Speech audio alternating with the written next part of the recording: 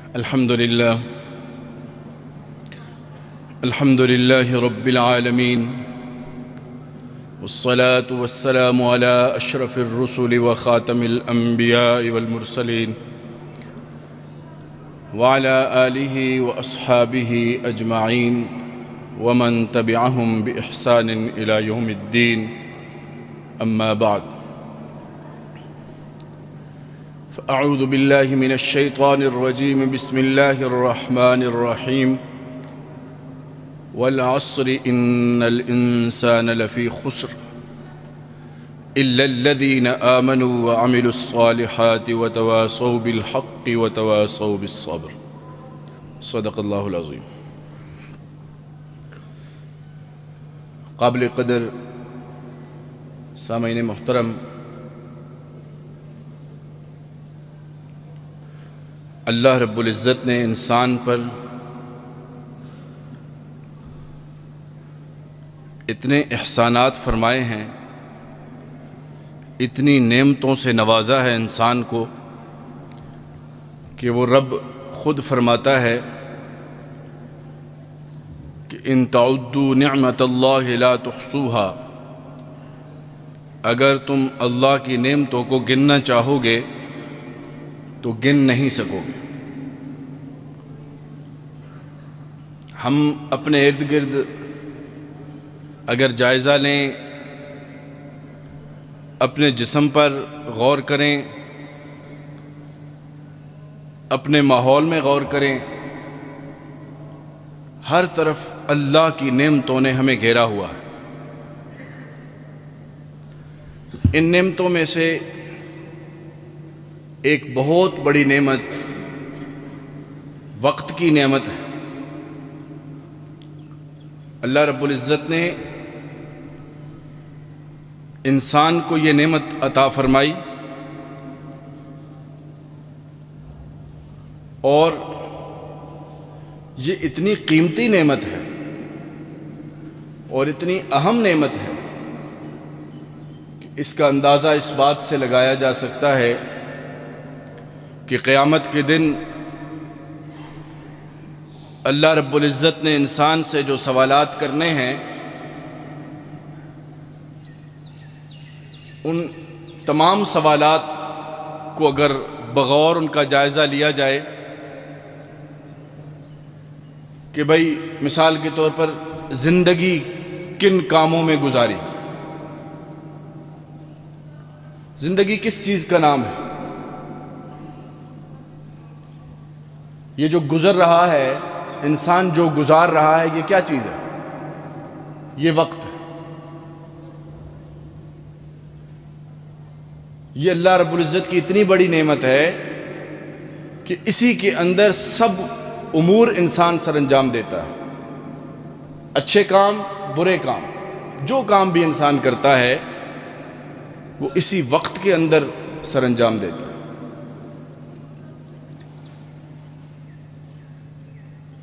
اس لیے اللہ رب العزت نے اس کے بارے میں پھر پوچھنا ہے. اس وقت کی پیمانے ظاہر ہے، ہر چیز کو ہم ماپتے ہیں، اس کی پیمائش کرتے ہیں، وزن کو، فاصلے کو، ہر چیز کو ہم ماپ کر ایک دوسرے کو بیان کر رہے ہوتے ہیں. کوئی یونٹ ہوتا ہے اس کا. اسی طرح اس وقت کے بھی بہت سارے پیمانے ہیں. صدی ایک پیمانہ، سال ایک پیمانہ، مہینہ، ہفتہ، دن، رات، یہ سارے یونٹس اور یہ سارے پیمانے جو ہیں اس وقت کی توضیح اور وضاحت کے لیے اللہ نے یہ ساری چیزیں بنا کر انسان کو دے دیا. اور رب العزت کا یہ وعدہ ہے کہ انسان جب اس کی دی ہوئی نعمت پر اس کا شکر ادا کرتا ہے تو وہ ضرور بضرور اس نعمت میں برکت دیتا ہے اور اضافہ کرتا ہے. کوئی بھی نعمت لے لیں. اب ہم نے وقت کو ایک نعمت کے طور پر آج کی گفتگو میں منتخب کیا ہے. اب اس پر اگر ہم اللہ رب العزت کا شکر ادا کریں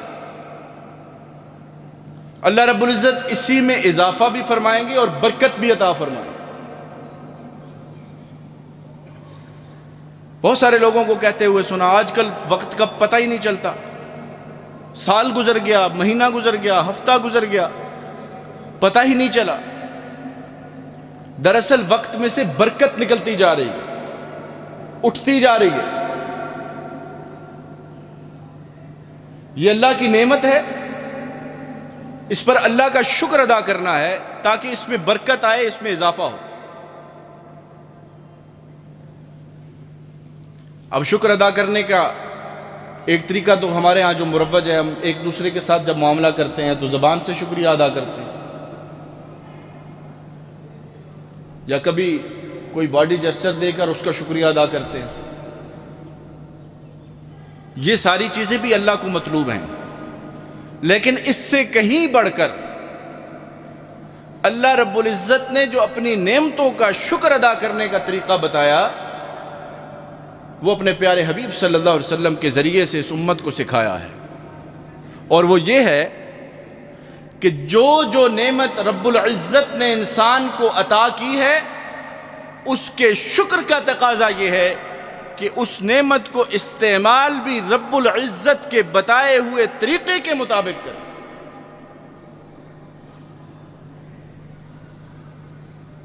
اس کے استعمال میں جن چیزوں سے اللہ نے منع فرمایا ان سے رک جائے، اور جن کو کرنے کا حکم دیا ان کو سر انجام دینے کی کوشش کرے۔ یہ وقت اللہ کی نعمت ہے، اللہ نے کیا فرمایا؟ اس کو ضائع نہیں کرنا، اس کو استعمال کرنا ہے رب العزت کی اطاعت میں، اس کے رسول کی اتباع میں۔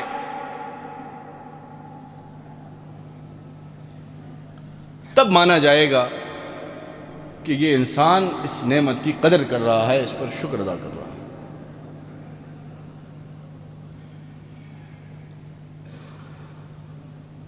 اس کریم رب نے اپنے کریم نبی کے ذریعے سے اس امت کو اسی وقت کے اندر ایسے اعمال بتائے ہیں کہ جن کے کرنے سے انسان کو اللہ رب العزت کا شکر ادا کرنے کا موقع ملتا ہے۔ کچھ ایسے امور ہیں جو سال بعد سر انجام دینے ہوتے ہیں، حج ہے، روزے ہیں، زکوٰۃ ہے۔ کچھ ایسے امور ہیں جو مہینے میں سر انجام دینے ہوتے ہیں۔ حضور کی سیرت کا مطالعہ ہمیں بتاتا ہے کہ آپ علیہ السلام ہر مہینے کے ایام بیز میں 3 دنوں میں روزہ رکھا کرتے تھے۔ کچھ ایسے امور ہیں جو ہفتے میں آپ علیہ السلام نے سر انجام دے کر دکھایا اور امت کے لیے وہ سنت قرار پائی۔ ہر پیر کے دن آپ علیہ السلام روزہ رکھا کرتے تھے، ہر جمعرات کو آپ روزہ رکھا کرتے تھے۔ کچھ ایسے امور ہیں جو ہر روز اور ہر دن اور ہر رات سر انجام دیے جاتے تھے۔ 5 نمازیں ہیں۔ اس وقت کو اللہ رب العزت نے جب انسانیت کو دیا ہے تو اس کو گزارنے کے لیے مختلف اعمال بھی پھر دیے۔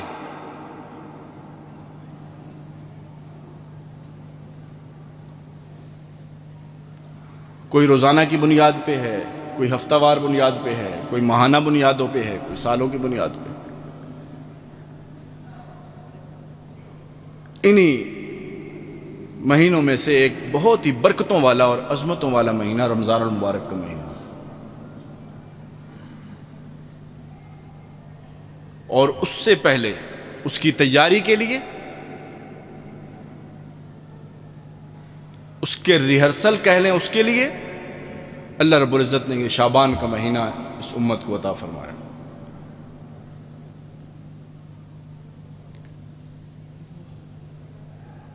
یہ جو مہینہ کل شروع ہونے والا ہے، حضور علیہ السلام ایک روایت میں آتا ہے، آپ نے فرمایا کہ یہ وہ مہینہ ہے جس سے اکثر لوگ غافل رہتے ہیں۔ چونکہ رجب کا مہینہ جو ہے یہ حرمت والے مہینوں میں سے تھا، اس کی قدر کی جاتی تھی، اس کا احترام کیا جاتا تھا۔ آگے رمضان کا مہینہ ہے، اس کی بھی قدر کی جاتی ہے، لیکن یہ جو درمیان والا مہینہ ہے اس سے عام طور پر لوگ غافل ہوتے ہیں۔ لیکن حضور اقدس صلی اللہ علیہ وسلم نے اس مہینے کے اندر کچھ ایسے اعمال کر کے دکھایا کہ یہ کتنی اہمیت کا حامل مہینہ ہے۔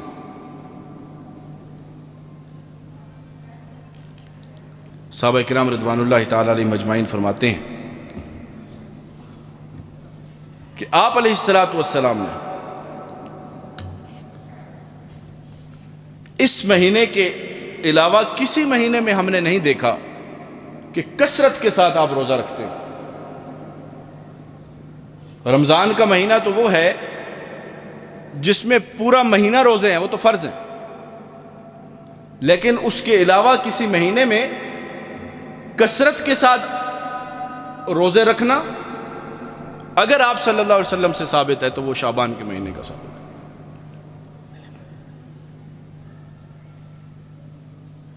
جہاں تک آتا ہے، حضرت عائشہ فرماتی ہیں کہ آپ روزہ رکھنا شروع کرتے تھے اور ہمیں گمان ہوتا تھا کہ کبھی اب افطار نہیں کریں گے،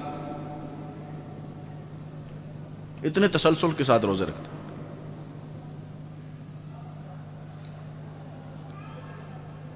اور حضرت اسامہ بن زید رضی اللہ تعالیٰ عنہ فرماتے ہیں کہ ہم نے حضور اقدس صلی اللہ علیہ وسلم سے عرض کیا، یا رسول اللہ، ہم نے کسی مہینے میں بھی آپ کو اس شعبان کے علاوہ کسی مہینے میں اتنی کثرت سے روزے رکھتے نہیں دیکھا۔ اس کے جواب میں آپ نے فرمایا یہ وہ مہینہ ہے کہ جس کے بارے میں لوگ جو رجب اور شعبان کے درمیان آتا ہے اور اکثر لوگ اس سے غافل ہوتے ہیں اور غفلت میں مبتلا ہوتے ہیں، اور یہ وہ مہینہ ہے جس میں انسان کے اعمال رب العالمین کے بارگاہ میں پیش کیے جاتے ہیں۔ پھر آپ فرماتے ہیں کہ میں پسند کرتا ہوں، میں یہ چاہتا ہوں کہ میرے اعمال جب اللہ کے حضور پیش کیے جائیں تو میں اس وقت روزے کی حالت میں۔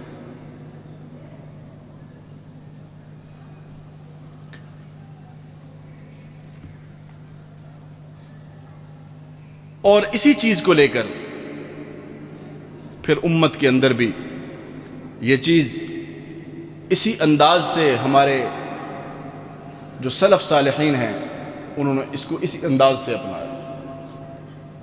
جب یہ مہینہ آتا تو وہ قرآن کریم کی طرف متوجہ ہو جایا کرتے، اپنے مالوں سے زکوٰۃ نکالنے کا اہتمام شروع فرما دیتے کہ تاکہ ہمارے مال کی جو زکوٰۃ ہے وہ غرباء و مساکین تک پہنچ جائے اور رمضان المبارک کے اندر ان کی ضروریات جو ہیں وہ پوری ہو سکیں اور وہ اللہ کی اطاعت کی طرف متوجہ رہیں۔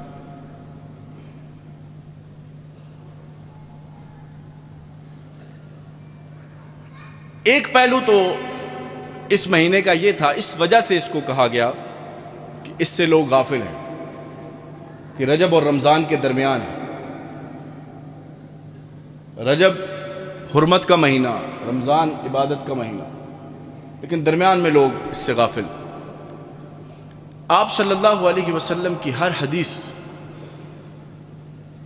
بڑی جامع ہے اور قیامت کی صبح تک وہ اسی طریقے سے قابل عمل ہے جس طریقے سے حضور اقدس صلی اللہ علیہ وسلم کے اپنے زمانے میں آپ کے صحابہ کرام رضوان اللہ تعالیٰ علیہ مجمعین کے لیے قابل عمل تھے۔ اب ذرا ہم اپنے اس معاشرے کے اندر غور کریں اور اس حدیث کا جائزہ لیں، کیسے غافل ہوتا ہے انسان اس مہینے میں؟ آج کل کی غفلت کی کیا صورت ہے؟ شعبان کے مہینے میں انسان اپنے معمولات کا جائزہ لے، اپنے معاشرے کے اندر اپنے ارد گرد غور کرے، ہر بندہ کس فکر میں لگا ہوتا ہے؟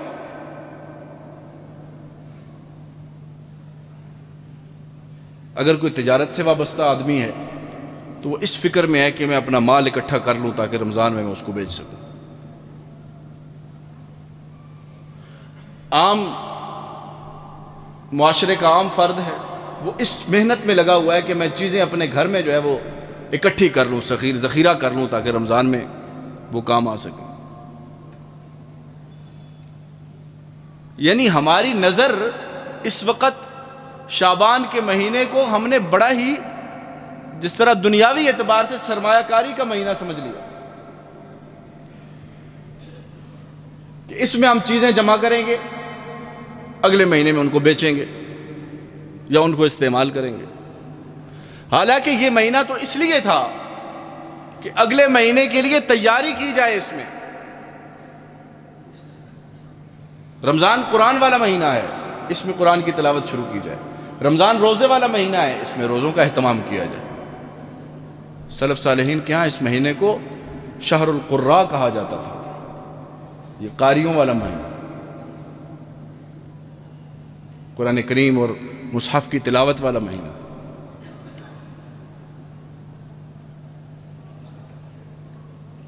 ہمیں تو جو مشق کرنے کے لیے دی گئی تھی اس کو ہم نے غلط طرف استعمال کرنا شروع کر دیا، اور یہ بڑی معمول کی بات ہے۔ یہ مارچ کا مہینہ ہے، دوسری طرف شعبان بھی شروع ہو رہا ہے اور مارچ کا مہینہ۔ اس مہینے میں 23 مارچ کو یوم پاکستان ہوتا ہے، پریڈ ہوتی ہے۔ پریڈ تو 23 مارچ کو ہوتی ہے، لیکن پہلے 22 دن یہ پورا مہینہ جو ہے وہ ریہرسل ہو رہی ہوتی ہے، اس کی مشق ہو رہی ہوتی ہے۔ اسی طرح سے رمضان المبارک کے مہینے کے جو امور ہیں ان کی مشق اس مہینے میں کرنی ہے۔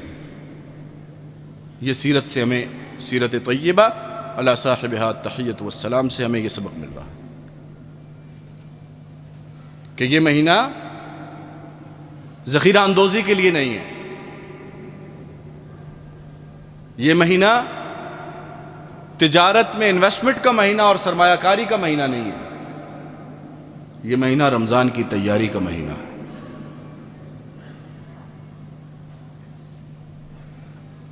تاکہ انسان کا ایک معمول بن جائے، ایک عادت بن جائے،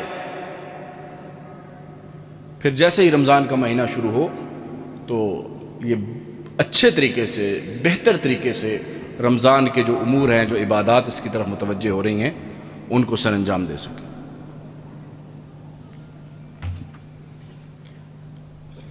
اسی مہینے کے اندر درمیان میں ایک رات ہے جس کے بارے میں بہت ساری احادیث ہیں، مختلف طرق سے منقول ہیں، ان کی صحت کے اوپر اگرچہ بعض محدثین نے کلام بھی کیا، لیکن اعمال کے فضیلت کے اندر جب اس طرح کی روایت آئے تو علماء اس کو قبول کرتے ہیں۔ اس رات کے بارے میں حضور اقدس صلی اللہ علیہ وسلم کا یہ فرمان سنن ابن ماجہ میں ہے، آپ نے فرمایا قوموا لیلہا وصوموا نہارہا، یہ ایسی رات ہے کہ اس کی رات کا قیام کرو اور دن کا روزہ رکھو۔ اور اس کی فضیلت میں بتایا کہ اس رات کو جو اللہ سے توبہ کرتا ہے، مغفرت کرتا ہے، اس کے گناہوں کو معاف کر دیا جاتا ہے، سوائے دو لوگوں، ان کی بخشش نہیں ہوتی۔ ایک وہ بندہ جو شرک میں مبتلا ہے، جو اللہ رب العزت کے ساتھ کسی کو شریک کرتا ہے، اس کی ذات میں یا اس کی صفات میں، اس کی بخشش نہیں ہوتی۔ اس کی بخشش اس رات میں تو کیا، قیامت والے دن بھی اللہ رب العزت نے فرمایا کہ ہر گناہ میں معاف کر دوں گا، لیکن یہ شرک ایسا گناہ ہے اس کو میں کبھی معاف نہیں کروں۔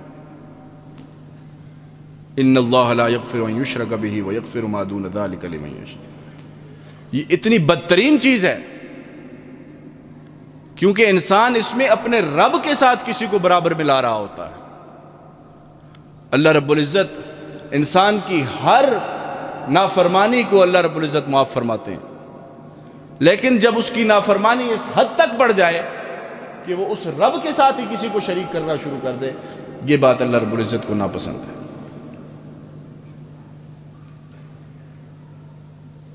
اس لیے ایسے بندے کی بخشش نہیں۔ دوسرا وہ شخص جو مشاحن، دوسروں کے ساتھ کینہ رکھنے والا ہو، حسد کرنے والا ہو، بغض کرنے والا ہو، رکھنے والا ہو، ایک دوسرے مسلمان بھائی کے بارے میں اپنے دل کے اندر برے جذبات رکھنے والا ہو.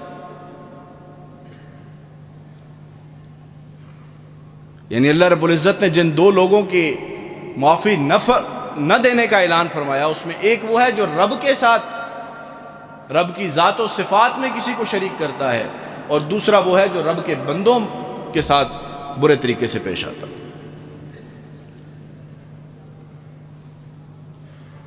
باقی سارے گناہ معاف. اللہ رب العزت فرماتے ہیں کہ جو مانگے گا معافی اس کو معاف کر دوں.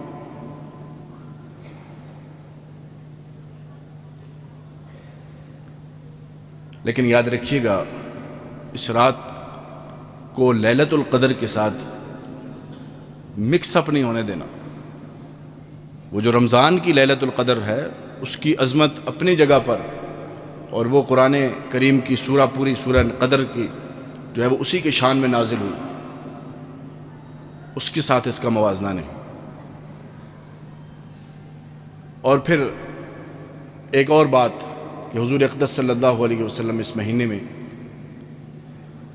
کہ آخری حصے میں کچھ دنوں کے لیے روزے موقوف فرما لیا کرتے تھے، تاکہ جسم کے اندر استعداد پیدا ہو جائے، اگر رمضان کا مہینہ آ رہا ہے اس کے لیے طاقت پیدا ہو جائے.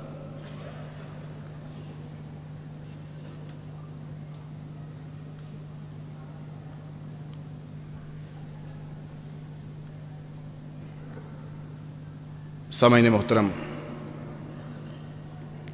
شعبان کا مہینہ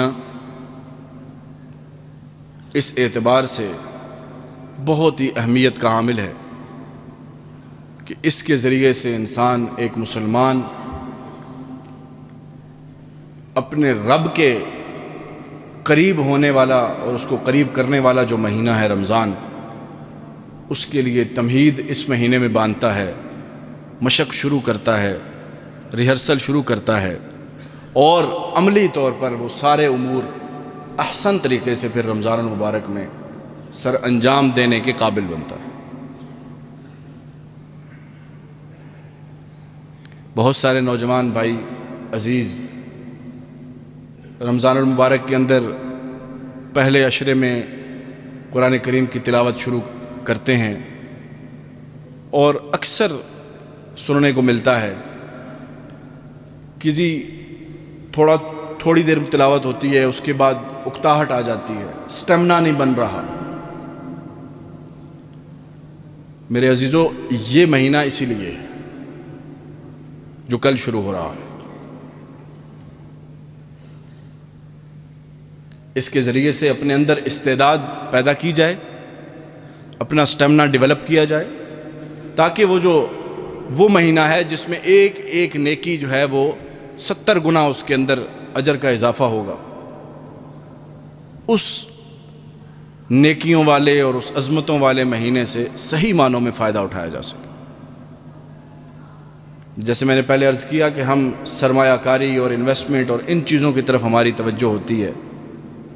سرمایہ کاری کرنی ہے تو اس کام میں کی جائے. پورا سال پڑا ہے تجارت کے لیے، پورا سال پڑا ہے کھانے پینے کی چیزوں کی طرف رغبت کے لیے. یہ جو مہینے ہیں، یہ سال کے اندر اللہ رب العزت کی طرف سے خصوصی کرم ہے، خصوصی انعام ہے کہ ان کے ذریعے سے انسان اپنے رب کا قرب حاصل کرے.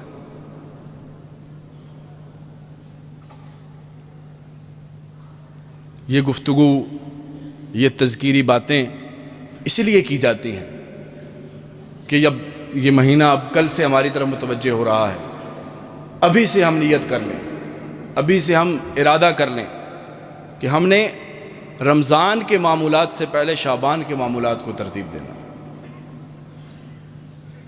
تاکہ رمضان کی صحیح معنوں میں تیاری ہو سکے.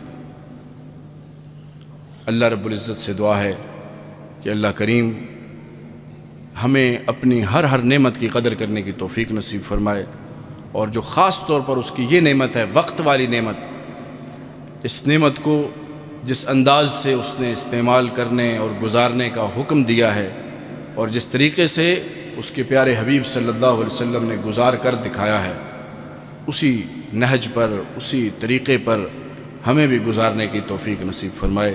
اقول قولی ھذا استغفر اللہ لی ولکم ولسائر المسلمین واستغفروہ انہ هو الغفور الرحیم۔ ان الحمد للہ نحمده ونستعینه ونستغفره ونؤمن به ونتوکل علیہ ونعوذ باللہ من شرور انفسنا ومن سیئات اعمالنا من يهده الله فلا مضل له ومن يضلله فلا هادي له وأشهد أن لا إله إلا الله وحده لا شريك له وأشهد أن سيدنا وسندنا وحبيبنا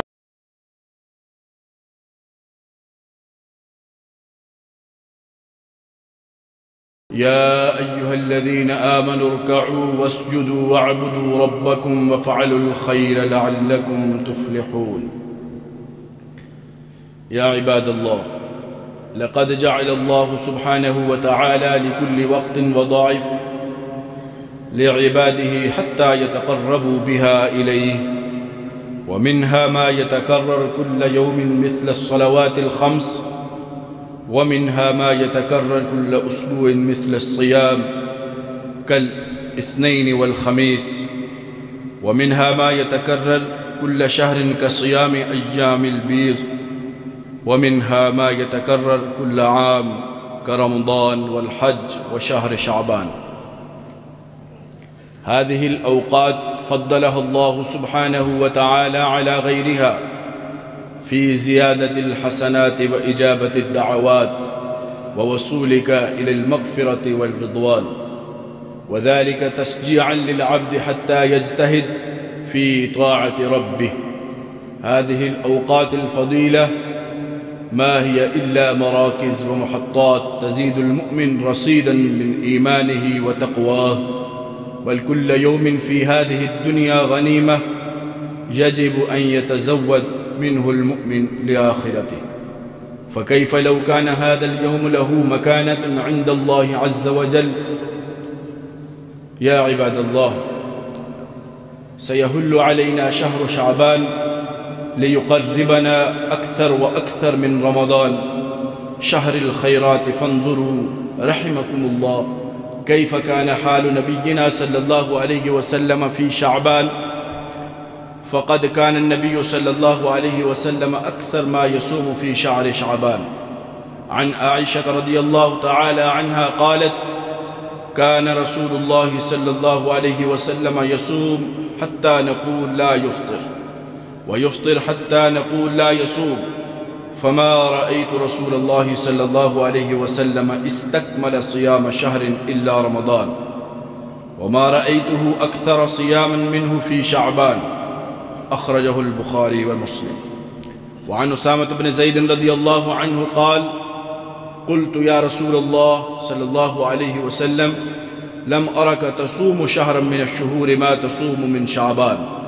قال: ذلك شهر يغفل الناس عنه بين رجب وشعبان ورمضان، وهو شهر ترفع فيه الأعمال إلى رب العالمين، فأحب أن يرفع عملي وأنا صائم.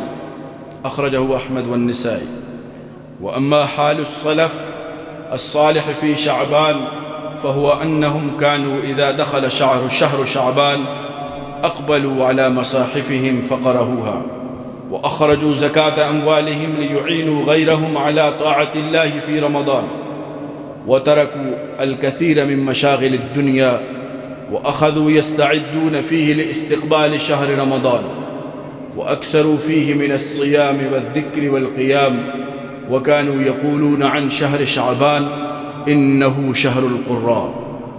إخوة الإيمان، وفي هذا الشهر الكريم ليلة عظيمة بركاتها كثيرة، خيراتها هي ليلة النصف من شعبان، وقد وردت في فضيلتها أحاديث نبوية عديدة تحض على اغتنامها والتعرض لها.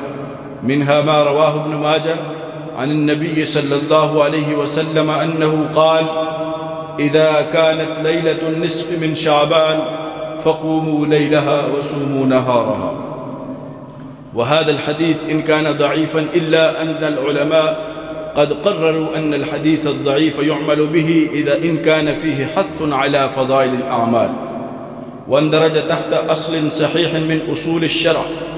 كذلك فإن الإمام ابن حبان قد صحح بعض الأحاديث الواردة في فضيلة ليلة النصف من شعبان وأوردها في صحيحه، كحديث يطلع الله إلى خلقه في ليلة النصف من شعبان فيغفر لجميع خلقه إلا لمشرك أو مشاحن.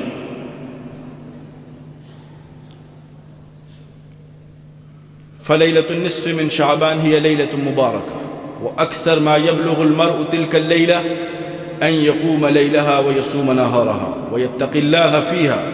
وليلة النصف من شعبان كان التابعون من أهل الشام كخالد بن معدان ومكحول ولقمان بن عامر وغيرهم يعظمونها ويجتهدون فيها في العبادة.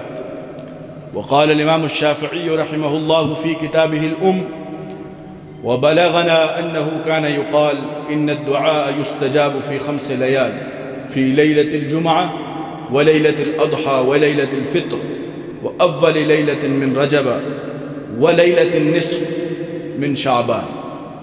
وليعلم أن ليلة النصف من شعبان ليست الليلة التي قال الله فيها إنا أنزلناه في ليلة مباركة إنا كنا منذرين فيها يفرق كل أمر حكيم، بل هي ليلة القدر كما قال ترجمان القرآن عبد الله بن عباس، وهذا ما عليه جمهور العلماء. أيها الإخوة، ومن أحكام الصيام في شهر شعبان أنه لا يجوز صوم ما بعد نصف شعبان إلا أن يصله بما قبله أو لقضاء أو برد، كمن اعتاد صوم الاثنين والخميس لحديث رسول الله صلى الله عليه وسلم: إذا انتصف شعبان فلا تصوموا، رواه أحمد في مسنده.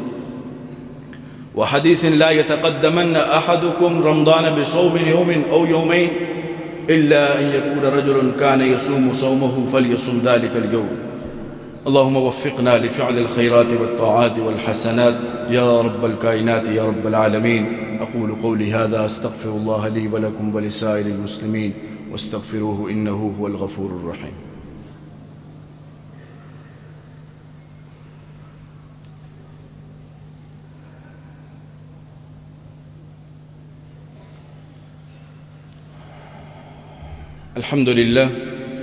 الحمد لله نحمده ونستعينه ونستغفره ونؤمن به ونتوكل عليه، ونعوذ بالله من شرور أنفسنا ومن سيئات أعمالنا، من يهده الله فلا مضل له ومن يضلله فلا هادي له، وأشهد أن لا إله إلا الله وحده لا شريك له، وأشهد أن سيدنا وسندنا وحبيبنا ومولانا محمدا عبده ورسوله. أما بعد، فأعوذ بالله من الشيطان الرجيم. بسم الله الرحمن الرحيم. والعصر إن الإنسان لفي خسر إلا الذين آمنوا وعملوا الصالحات وتواصوا بالحق وتواصوا بالصبر.